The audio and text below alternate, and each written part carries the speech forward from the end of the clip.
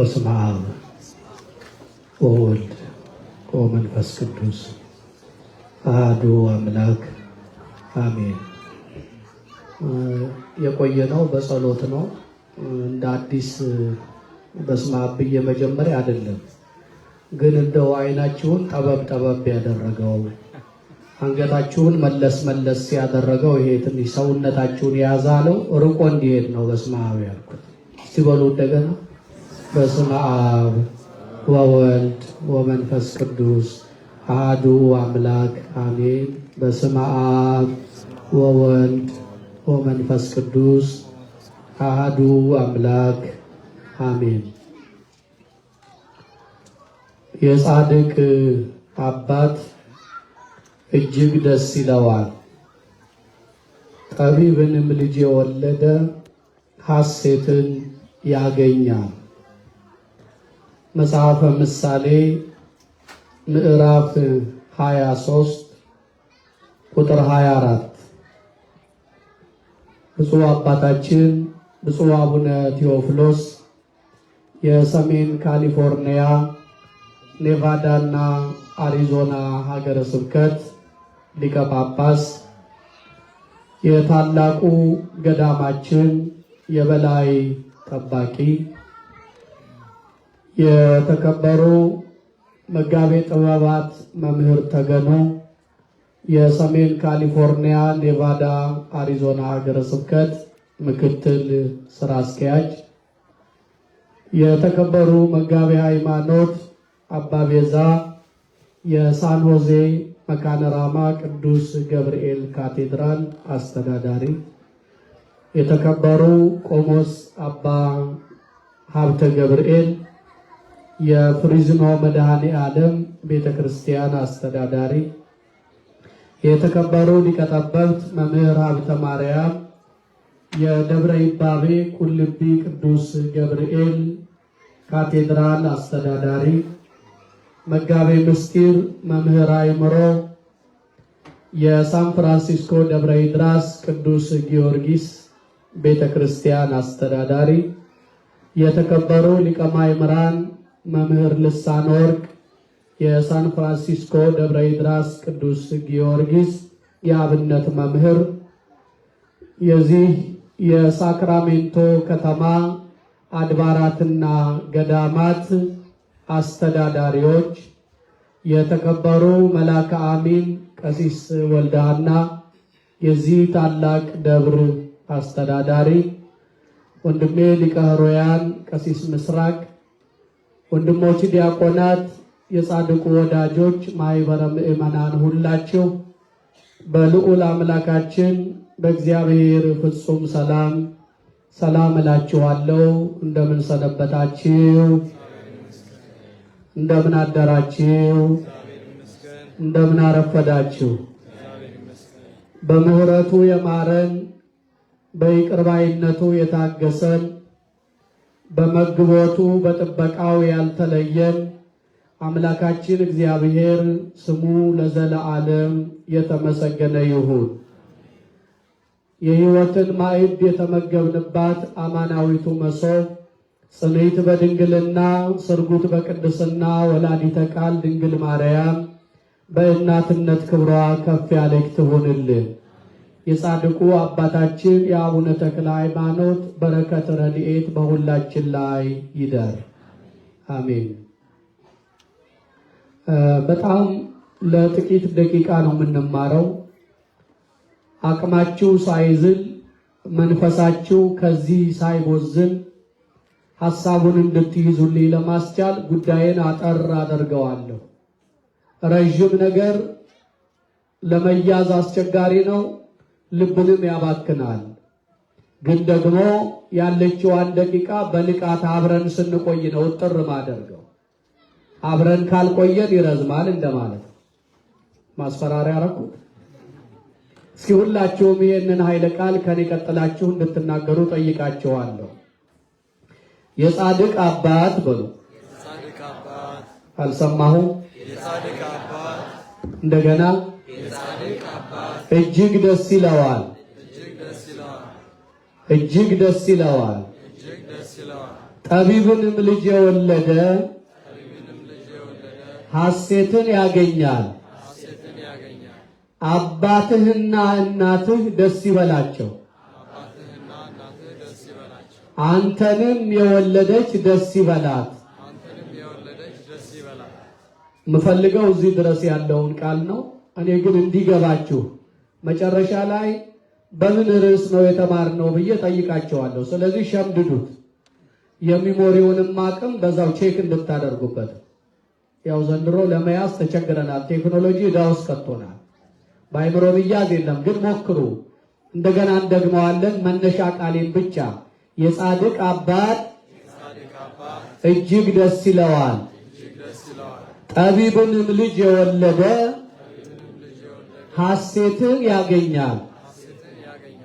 እግዚአብሔር በልጆቻችሁ የምትደሰቱ ያድርጋችሁ። በልጆቻችሁ የምትደሰቱ ያድርጋችሁ። የዛሬውን በዓላችንን የሚያሳይልን መጽሐፋዊ ቃል ነው። ዛሬ ቤተክርስቲያናችን ከጻድቁ አባታችን ከአቡነ ተክለ ሃይማኖት በዓለ ልደት ጋር ሌሎች ቅዱሳንንም ታስባለች። ለምሳሌ የአሚናዳብ ልጅ የአባቷ ወንድም አጎቷ መርዶኪዮስ ያሳደጋት በስነ ምግባር የቀናችይቱ ደገኛይቱ አስቴር ዛሬ መታሰቢያ ዕለቷ ነው። ወንጌላዊው ዮሐንስ ያስተማረው ደቀ መዝሙሩ አግናጢዮስ ለከሃዲው ንጉሥ ለጠራቢዮስ የተከሰሰና ስለ ጌታ አበክሮ የመሰከረው ሰማዕት የሚታሰብበት ነው።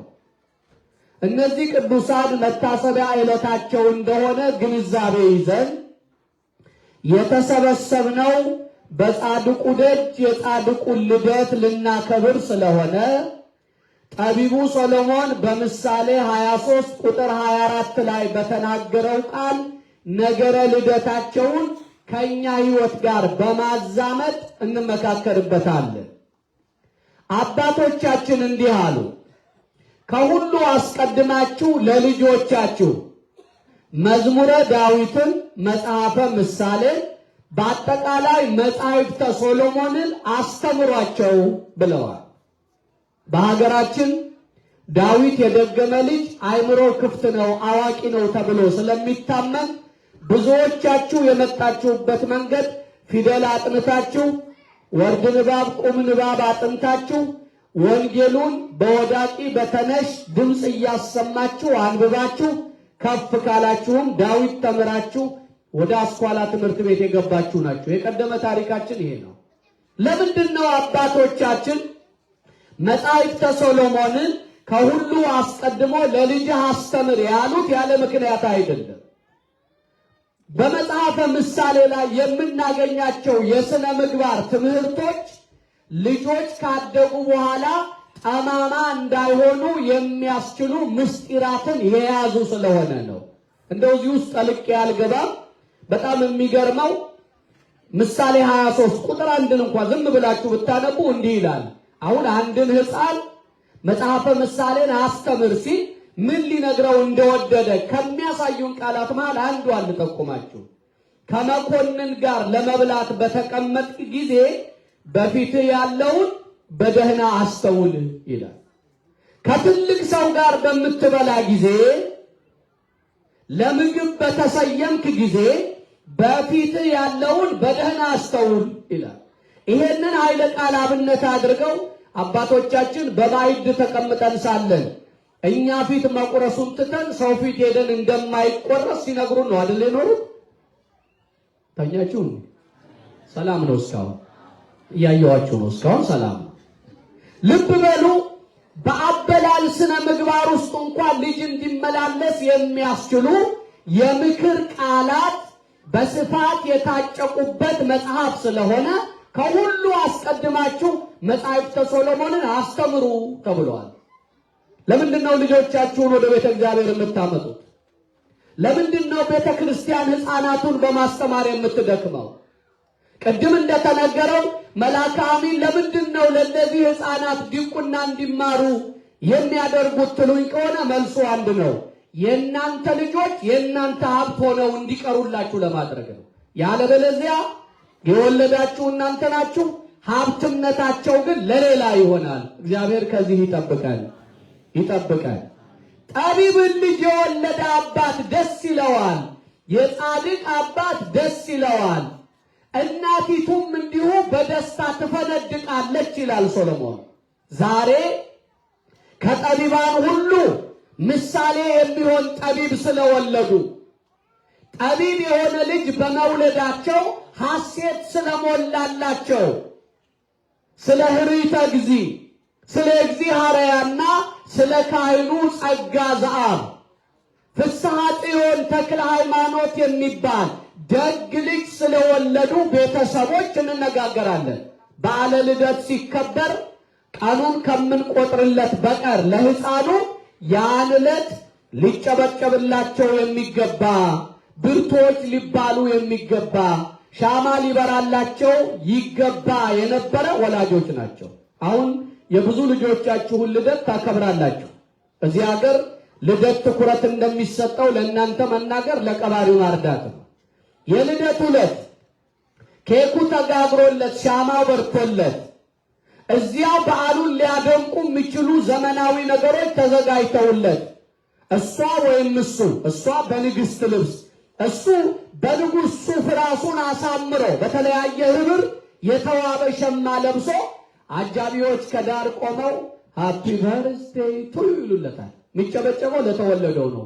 ያለት ግን መጨብጨብ የነበረበት ለተወለደው ነው ለወለደችዋ ነው? መልሱልኝ። አቤት ለወለደችዋ ያለት አመጣለች፣ በደንብ እርሳለች፣ ዋጋ ከፍላለች።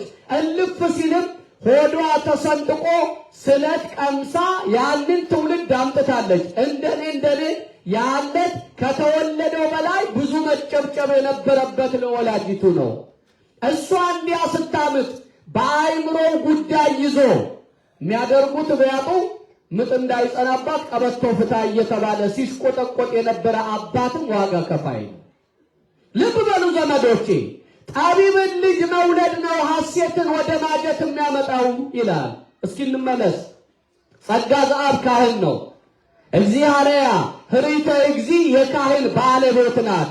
ይሄ ትዳር የተቀደሰ ነው ወገኖቼ። ስለተወለደው ትውልድ ለመነጋገር ስለተቀደሰው ጋብቻ መነጋገር ቀዳሚ ነው። ጋብቻ መሰረት ነው። ልጆች የሚገኙት ከተቀደሰ በፍቅር ሰንሰለት ከተጋመደ መደማመጥን መርህ ካደረገ ከቅዱስ ጋብቻ ነው። እግዚአብሔር ጋብቻችሁን ይባርክላችሁ። እዚህ ውስጥ ላገባችሁ መልእክቴ ነው። ላላገባችሁ ግን ጋብቻችሁ የተቀደሰ እንዲሆን ፈቃድ እግዚአብሔርን በመጠየቅ ሐሳባችሁን ጀምሩ። አንዳንድ ሰው እግዚአብሔርን ሳይጠይቅ ይጋባል፣ ትዳሩን ይጀምረዋል። በወረቱ ዘመን የነበረው ያ አፍላ ፍቅር በነበረ ጊዜ በልዩ ሁኔታ ተዋደው እሷን እንቅፋት ቢመታት ካንቺ በፊት እኔን እየተባባሉ እሱም ክፉ ቢያጋጥመው ያንተን መከራ ለእኔ ሲባባሉ የነበሩ ሰዎች ሳይሰነባብቱ መገለማመጥ ይጀምራሉ። ኑሯቸው የረመጥ ያህል ሲያቃጥላቸው የሚከሱት እግዚአብሔርን ነው። እንደው ከምን አይነቱ አውሬ ነው ያጋጠምከኝ ይላሉ። መጀመሪያ መቼ እግዚአብሔር ፈቃድ ተጠየቀበት? ገና ግንኙነቱ ከመጀመሩ በፊት እግዚአብሔር ወይ ፈቃድህ ነው ወይ ብለን ባልጠየቅነው ትዳር ውስጥ እግዚአብሔር አይከሰስም። በጋብቻ ሕይወት ውስጥ ከተቀደሰ ቤተሰብ የተቀደሰ ዘር ይገኛል። እነዚህ ጥንዶች በፍቅር ተሳስረው ሲኖሩ መውለድ አልቻሉ። ጋብቻ እስከ መውለድ አይደለም፣ ጋብቻ እስከ ሞት ነው። ጋብቻ እስከ ሕይወት ሕቅታ ድረስ የሚገቡት ኪዳን ነው። ባለመውለዳቸው ምክንያት በሁለቱ መካከል መማረር አልነበረም። ገድሉን በጥልቅ አንብቡ። ምሬት መንገፍገፍ በመሃላቸው አልነበረም። እኛንን አንዳንድ ጊዜ ወደ አልወለዱ ትዳሮች እጃችንን አስገብተን ከማትወልደው ጋር ከማይወልደው ጋር ብለን የሰውን ቤት የሚያረገርግ ወንዝ የምናደርገው እኛንን። ወደ ሰው ትዳር በምላስ የገባችሁ ዛሬ በዚህ በዓል እግዚአብሔር የሚመክራችሁ እውነት እጃችሁን ከሰው ትዳር አውጡ። እነርሱ በፍቅር ተሳስረው እንዲኖሩ ፍቀዱላቸው። ወልደው ቢስሙም ባይስሙም ጸጋ እግዚአብሔር ያለበት የተቀደሰ ጋብቻ አላቸው። በጋብቻ መኖራቸው ብቻ የእግዚአብሔርን ፈቃድ እየፈጸሙ ስለኖሩ ያስመሰግናቸዋል እንጂ አያስወቅሳቸውም። ጋብቻ እስከ መውለድ አይደለም፣ እስከ ሞት ነው። ጋብቻ በየአጋጣሚው ላፍርሰው የሚሉት ተራ የቃል ኪዳን ውሳኔ አይደለም።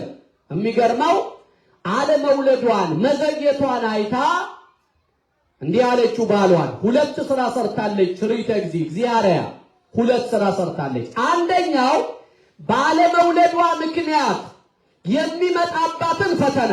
አንዳንድ ሰው ባለመውለዱ አይደለም የሚያዝነው፣ ለምን አልወለድክም እያሉ በምላስ ሾተል የሚወጉት ሰዎች ናቸው ሰላም የሚያሳጡት። እሷ ተንበረከከች በእግዚአብሔር ፊት። እግዚአብሔር ሆይ፣ በደንብ ልብ ብላችሁ አስተውሉ፣ ገድሉን መላልሳችሁ አንብቡ። እግዚአብሔር ሆይ ልጅ እንድትሰጠኝ እለምንሃለሁ። የምትሰጠኝ ልጅ ቸርነትህን የሚታዘዝ ሕግ ሥርዓትህን የሚፈጽም አንተን አምልኮ ጸንቶ የሚኖር አንተን ለማገልገል የተሰጠ ልጅ እንድትሰጠኝ እለምንሃለሁ። ልጁ እንዲህ ካልሆነ ግን ማህፀኔን ዝጋው ብላ ጸለየች። እንዲህ ብላችሁ ትጸልያላችሁ ዘመዶች? ከሰጠኸኝ ለአንተ ቸርነት የሚታዘዝ ልጅ። እርግጥ ነው ብዙ ጊዜ የምንጸልየው ጤነኛ ልጅ ስጠን ብለን ነው። እርግጥ ነው ጤነኛ ማግኘት ደስ ይላል። ያገኛችሁት ልጅ የታመመም ቢሆን ተስፋ እንዳትቆርጡ። እግዚአብሔር ታማሚው ልጃችሁን በመንከባከብ ጊዜያችሁን ቤት እንድታባክኑ ሲያደርግ ከሌላ እናንተ ከማታውቁት ስቃይ ሊሰውራችሁ ፈልጎ ነው። እግዚአብሔር አሰራሩ ትክክል ነው። እግዚአብሔር ትክክል ነው በሉ እስቲ ሁላችሁ። ያመናችሁ ንገሩኝ። እግዚአብሔር ምንድነው?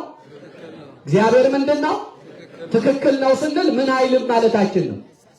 መልሱልኝ። ምን አይልም? እንዲህ ብላችሁ ታምናላችሁ ዘመዶች? ይሄን እምነት በልባችሁ ትከሉ። እግዚአብሔር ትክክል ነው አይሳሳትም በሉ። እንዲህ ያለ ሰው ጸጋ ይጨመርለታል። እኔ እኮ ያገኘሁት ጤነኛ አይደለም ብላችሁ ወላጆች በሐዘን እንባ ራሳችሁን እንዳትጎዱ፣ አንገታችሁን ጉልበታችሁ መሃል ቀብራችሁ እንዳታለቅሱ። ያ የተሰጣችሁ ልጃችሁ የእግዚአብሔርን ቸርነት የምትጠብቁበት መዋያችሁ ነው። ልጃችሁን እየተንከባከባችሁ እየረዳችሁ እግዚአብሔር ሆይ አንተን በሰጠኝ አደራ ስር እጠብቅሃለሁ እንድትሉት የሰጣችሁ ማሳያ ነው። ልብ በሉ ልመለስ። ለአንተ ቸርነት የማይታዘዝ ልጅ ከሆነ አትስጠኝ፣ ማህፀኔን ዝጋው አለች። ይሄ አንዱ ስራዋ ነው። ይሄን ለእግዚአብሔር ሰጠች። ባሏን ደግሞ እንዲህ አለችው፣ ልጅ አላገኘንም። ሰው በሁለት ነገር ይጠራል። ወይ በልጅ እና አበበች ጎበናን አስታውሱ። ሌሎቹንም ደጋጎች የምታውቋቸውን አመላልሱ። ይሄን ደግነት ይሰሩ የነበሩ እናቶቻችን ከማህፀናቸው ልጅ አላገኙም። ለሌሎች ልጆች ግን እናት ሆነዋል። ለብዙዎች እናት ሊያደርጋችሁ ልጅ ሊከለክላችሁ ምን ያስከፋል? ለብዙዎች ሰብሳቢ እንድትሆኑ በልጅ ጸጋ ሳይጎበኝ ቢያቆያችሁ ምን ይደንቃል? ከማህፀን የተከፈለ አንድ አግኝቶ እሱ ላይ ዓይንን ጥሎ ከመንከራተት የብዙዎች ወላጅ ሆኖ መሰብሰብ የተሻለ ነው። ለተሻለው ያቅደናል፣ አንዳንዴ ለበረታው ያቅደናል። ከገባን ርኢተ እግዚእ መልካም ነገር እንስራ እንመጽውት አለችው። የሚደንቀው ባል አልተቃወማትም።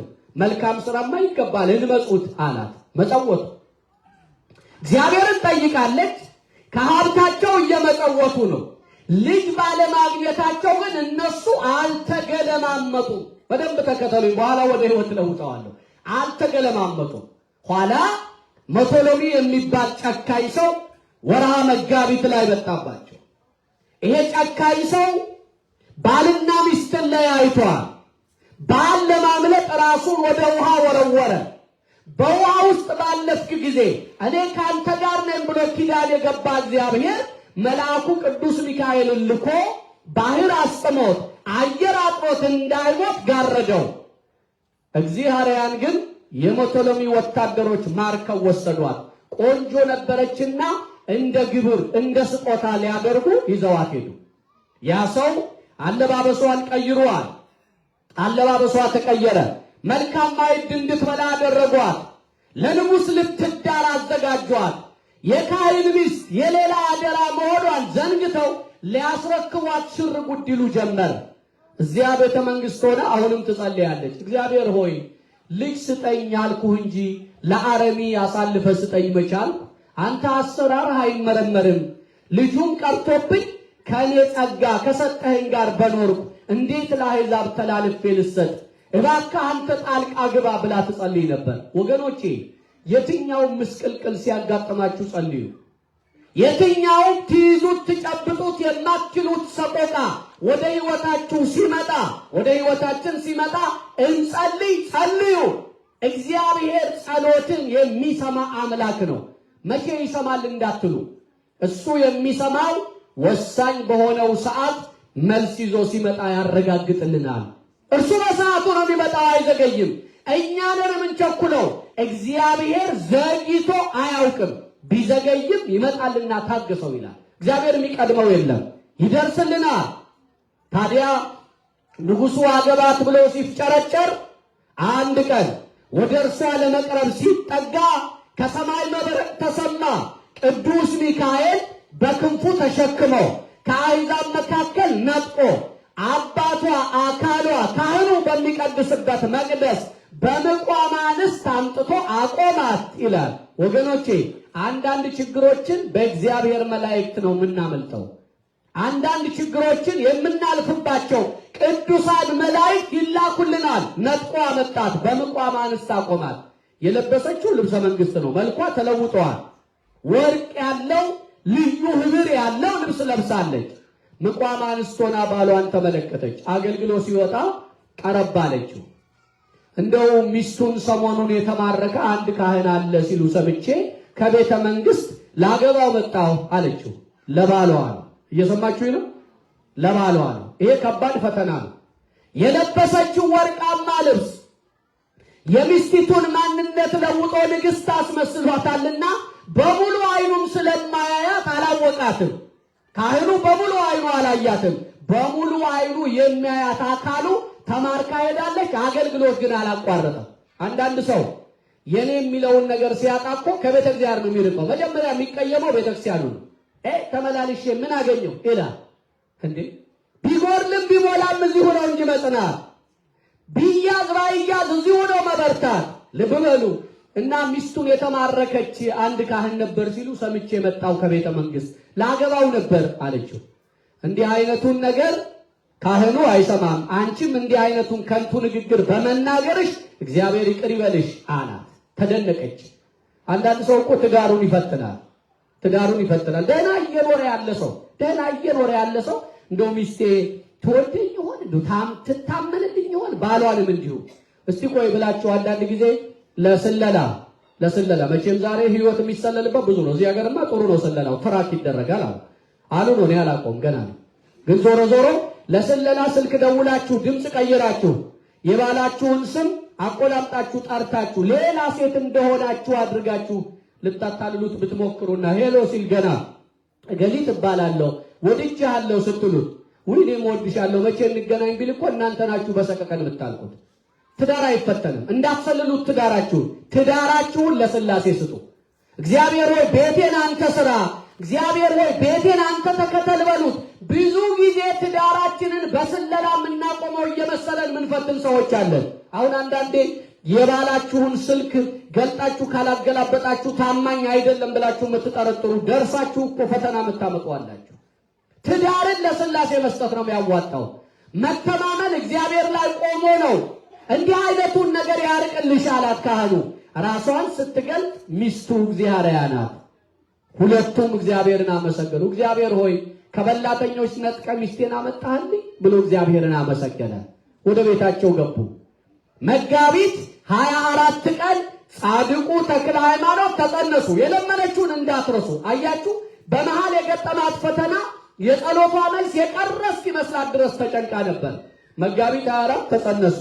ታኅሳስ 24 ቀን ጻድቁ አባታችን በዛሬው ዕለት አንተን የማያገለግል ለቸርነትህ ማይታዘዘውን አትስጠኝ ብላ የጸለየችው እግዚአብሔር በእሷ ቀመር አይደለም፣ በእግዚአብሔር ችሎታ ዛሬ ታኅሳስ 24 ቀን ፍስሐ ጽዮን ሐዲስ ሐዋርያ ምግባረ ትሩፋት መምህረ ትሩፋት ታላቁን አባት የኢትዮጵያን ፀሐይ ዛሬ ድረስ አማላጄ የምንለውን ስብከተ ወንጌል የሰበከውን በምናኔው አብነት ያልተገኘለትን አማላጃችን ተክልዬን ፍስሐ ጽዮንን ዛሬ ወለዱ። እግዚአብሔር ይመስገን፣ እግዚአብሔር ይመስገን፣ እግዚአብሔር ይመስገን፣ እግዚአብሔር ይመስገን።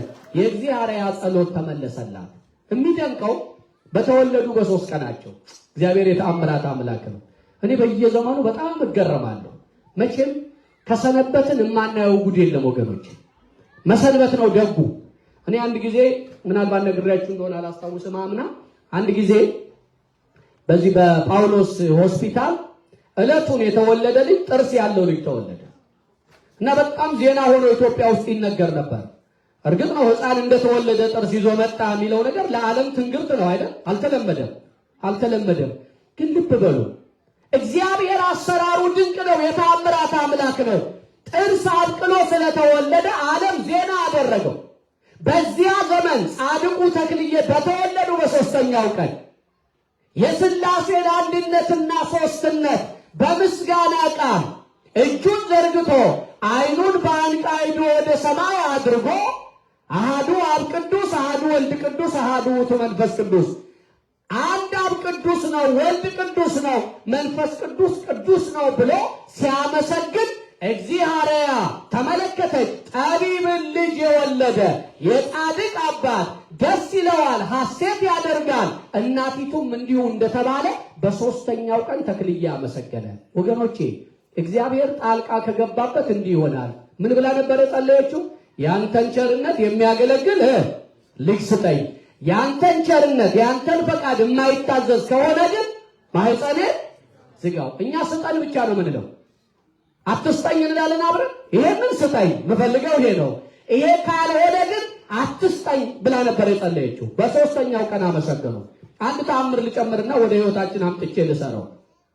የሚገርመው በዚህ በገድሉ የተጻፈ በዕለተ ልደቱ ሊነሳ የሚገባው ነው። በ1ኛ ዓመት ከ3 ወር በ3 ቀኑ አመስግኖ ነበረ። 1 ዓመት ከ3 ወር ሲሞላው የመልአኩ የቅዱስ ሚካኤልን ዝክር ለማድረግ ፈልጋ ጊዜው ዘመነ አጸባ የረሃብ ዘመን ሆኖ ትጨነቅ ነበረ። ይሄ ትንሹ ብላቴና እቤት ውስጥ ያሉትን እህሎች ሲነካካ ቤቷ በበረከት መልቶ የረሃቡን ዘመን ተሻግራለች ይላል። የለመነችው ተሰጣት ሳይዛነፍ። ዛሬ የኢትዮጵያ ፀሐይ የኛ አማላጅ ተክልዬ በዚህ የታሪክ ዑደት ውስጥ መወለዳቸውን በስማቸው በተሰየመ አብያተ ክርስቲያናት ሁሉ የምንመሰክርበት የደስታ ቀን ነው።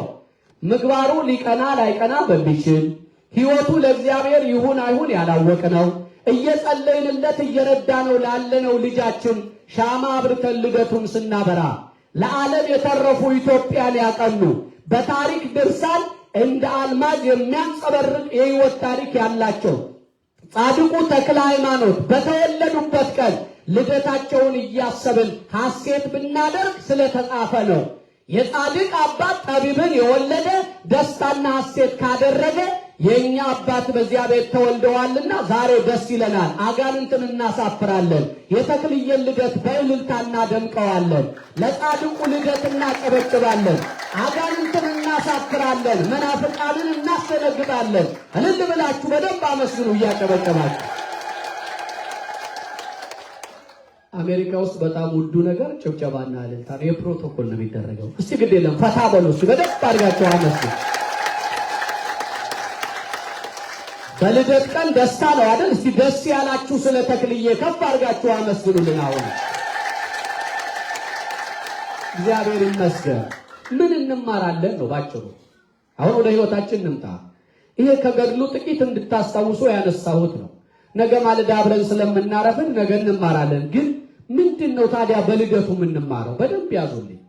የመጀመሪያው ነገር ደገኛ ልጅ በምድሪቱ ላይ እንዲኖር ደግ ቤተሰብ ያስፈልጋል። እናንተ ጋር ነው መሰረቱ፣ ወላጅ ጋር ነው መሰረቱ። ወላጅ በጣም የሚገርመው ሰሞኑን ምን ሰማው? አባት መጥቶ አያስቀድስም ቤተክርስቲያን። ልጁን ግን በሰንበት እያመጣ ጥሎት ይሄዳል። ደግሞ ከዕለታት አንድ ቀን አብሮት ይቆማል። ልጁን ሂድ ቁረብ ይለዋል። ልጅ ሄዶ ይቆርባል። አባት አይቆርብም። አንድ ቀን ጠየቀው፣ ለምንድን ነው አባዬ እኔ ቆርባለሁ አንተ አትቆርብም? እኔን አስቀድስ ብለህ ታስገባኛለህ፣ አንተ አታስቀድስም፣ ለምንድን ነው አለው። አይ ቁርባንማ ያው የዘላለም ሕይወት ማግኛ ነው፣ እንድትቆርብ ብዬ ነው፣ አንተ እንድታድግ ብዬ ነው። አንተ ያላመንክበትን እኔ እንዳምንበት አድርገህ የምትገፋኝ፣ ከዛሬ ጀምሮ ከኔ ጋር አብረህ ማትቆርብ ከሆነ ማታስቀድስ ከሆነ እኔም አልሄድም አለ። ቤተሰብ ገብተን ስንገላግል ከርመናል ሰሞኑን። አያችሁ ምንድነው የሚያሳየን? ለልጆቻችሁ መሰረቱ እናንተ ናችሁ። ጸጋ ዘአብና እግዚአብሔር ለልጃቸው መሰረት ሆነዋል። የጸሎት ሕይወት ነበራቸው፣ መንፈሳዊነት ነበራቸው። ደግ ልጅ እንዲሰጣቸው ጽሙደ ጸሎት ሆነው እግዚአብሔርን ደጅ የጠኑ ናቸው። ስለዚህ በልደታቸው በዓል ምን እንማራለን? የሁሉ ነገር መሰረት ቤተሰብ ነውና እናንተ ቤተሰቦች በቅድሚያ ተሰሩ። በጋብቻችሁ ላይ እየተጨቃጨቃችሁ ጤናማ ማይጨቃጨቅ ወላጅ ማይገላምጥ ለሀገር ለወገን ተስፋ የሚሆን ልጅ አገኛለሁ ብላችሁ እንዳታስቡ። እናንተ ተቀደሱ፣ እናንተ ተለወጡ፣ እናንተ ተሰሩ፣ እናንተ ወደ ጸጋ ዙፋን ቅረቡ፣ እናንተ በንስሐ ሕይወታችሁን ቅጡ፣ በሥጋ ወደሙ አጊጡ፣ በሕገ ቤተ ክርስቲያን ተመሩ፣ በምክረ ካህን ኑሩ። ይሄ የመጀመሪያው ነው። ቤተሰብነታችሁን መርምሩ። እንዲያው ተክልዬ ናቸው ልደታቸው ነበረ ብላችሁ እልል ብላችሁ እንድትመለሱ አይደለም። ትዳራችሁን ፈትሹ። አንድ ሁለተኛው ጸሎታችን እግዚአብሔር የሚከብርበት ይሁን። መልሱልኝ። ጸሎታችን ማን የሚከብርበት? አያችሁ ልጅ ስጠኝ ብቻ አላለችው። አለማግኘትም ጸጋ ነው፣ ማግኘትም ጸጋ ነው። ስናገኝ ግን እግዚአብሔር የሚከብርበት እንዲሆን ጸሎታችን ለእግዚአብሔር ክብር ቅድሚያ ይስጥ። እኛ ብዙ ጊዜ ለኛ ትርፍ እንዲሆኑ ነው ልጆቻችንን የምንሰራቸው። ለኛ ትርፍ እንዲሆኑ ተምረው አውቀው ቀና ሆነው በስነ ምግባር አቂደው ለኛ ትርፍ እንዲሆኑ፣ ለእግዚአብሔር ትርፍ እንዲሆኑ ጸልዩ። ይሄ ሁለተኛው ነው። ሶስተኛው ከእግዚአብሔር ሐሳብ ጋር ተስማምተን ቃል ኪዳናችንን ጠብቀን የምናመጣቸው ልጆች መንፈሳዊ የማይሆኑበት ምክንያት የለም። ልጆቻችሁ መንፈሳዊያን ሆነው አጊጠው እንዲያድጉ የምትፈልጉ ከሆነ ቅድም ባልኩት ሰንሰለት እግዚአብሔር ፊት ጉልበታችሁን ከመሬት አገናኝታችሁ በጸሎት መንፈስ እንድትወልዱ፣ በጸሎት መንፈስ ቤታችሁን እንድትመሩ አሳስባችኋለሁ። የሐኬትን መንፈስ ከቤታችሁ አውጡ። የመደማመጥን መንፈስ በቤታችሁ አንግሱ። የመተማመን መንፈስ በትዳራችሁ አንግሱ። ነገሬን በአንድ ምሳሌ ልጠቅልለው። ብዙ ጊዜ ኑሯችን ሐኬተኛ ሆኗል። መደማመጥ የለም፣ መመካከር የለም። እንዲያውም አንዳንዶቻችን መሃል ኩርፊያው ጸንቷል። አንድ ቤት እንኖራለን እንጂ ተኳርፈን ነው የምናድረው። ለየቅል ነው። እሷ በሌላ ማጀት ናት፣ እናንተ በሌላ ማጀት ናችሁ። ሰው አይስማብን ብላችሁ የምትኖሩ አላችሁ። እግዚአብሔር ያይባችኋል። ሥላሴ አይተውታል። ከሰው በላይ እግዚአብሔር ያየኛል ብትሉ እንዴት በከበራችሁ ነበር። እና ተጋብተው ሲኖሩ አንድ ቤት ተኮራረፈዋል። በቃ አይነጋገሩም። እንዴት ይጨንቃል አንድ ቤት ሆኖ መኳረፍ! እንዴት ይከፋል አንድ ቤት ሆኖ መገለማመጥ! እግዚአብሔር ትዳራችሁን ይቀድስ። አሜን በሉ። አንድ ቤት እየኖሩ እንደ ሽፍታ ከመኖር እግዚአብሔር ይጠብቃችሁ። አንድ ቤት ውስጥ ስትኖሩ እግዚአብሔር አንድ ልብ ያድርጋችሁ። አንድ ቤት እየኖሩ ከመገፈታተር እግዚአብሔር ይጠብቃችሁ። በቤታችሁ የፍቅር ማር እንዲቆረጥ የፍቅርን ጸጋ ያዝንብላችሁ። ኧረ አሜን በሉ። መቼም ለአሜን የሚሆን ቃል ተናግሬያለሁ አይደል? ከአሜን ይቀራል ይባላል። አሜን ጥሩ ነው። እና ተኳረፉ አሉ። ባልና ሚስት ናቸው። ተኳረፉ። ጠዋት ስራ መሄድ ፈልጓል። እንዳሁኑ አላርም የለም እና ጻፈ። ያው ስለማይነጋገሩ ጠዋት 6 AM ላይ ከእንቅልፍ ቀስቅሺ ብሎ ጻፈ። ጽፎ ጠረጴዛ ላይ አስቀመጠ፣ የሚታይ ቦታ። ስለማይነጋገሩ እንዲህ ነው መልእክት የሚለዋወጡት። አየችው። አረፍ አሉ። ተኝተዋል፣ ተኳርፈዋል ብያቸዋለሁ። 6 AM ሲደርስ አየች ሰዓት 6 AM ሆኗል። እዛው ወረቀት ላይ ሄደችና 6 AM ሆኗልና ተነስ አለች። ሰውየው የተነሳው 10 ሰዓት ነው። ምን አይነት ኪሳራ ነው ወገኖቼ!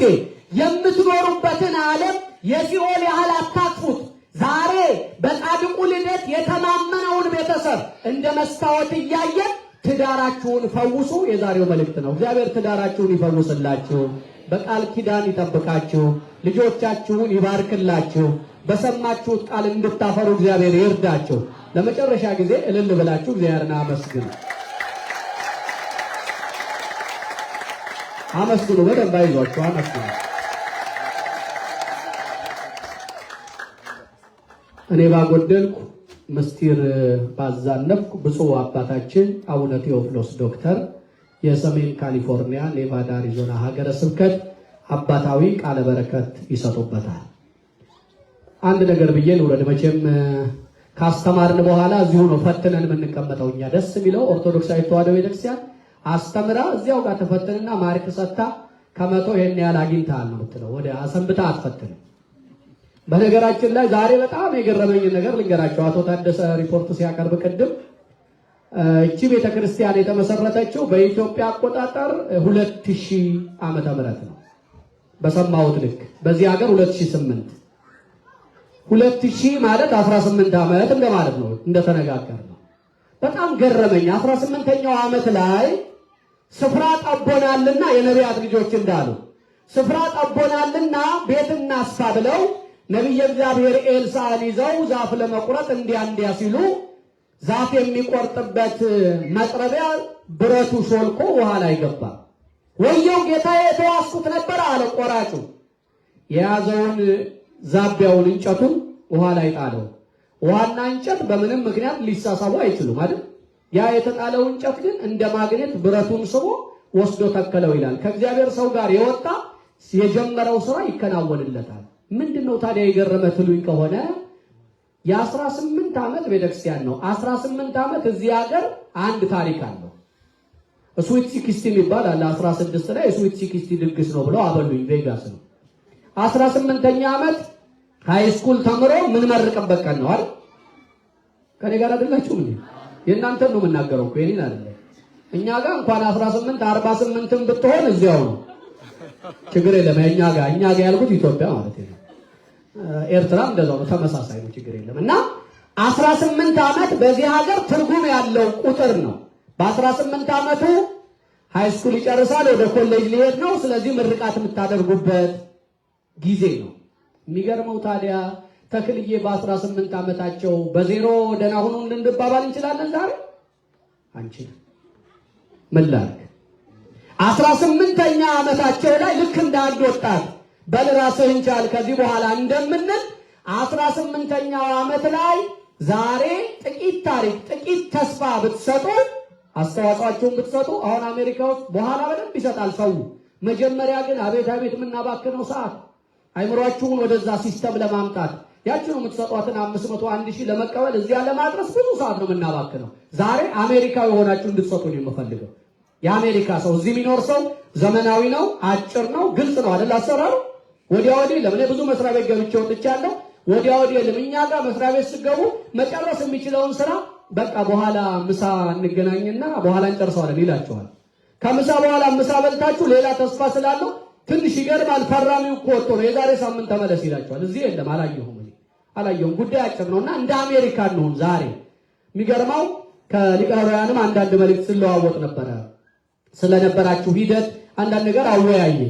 ወርኃ ታኅሣሥ ጾመ ነቢያት የተጾመችው ሳክራሜንቶ ነው።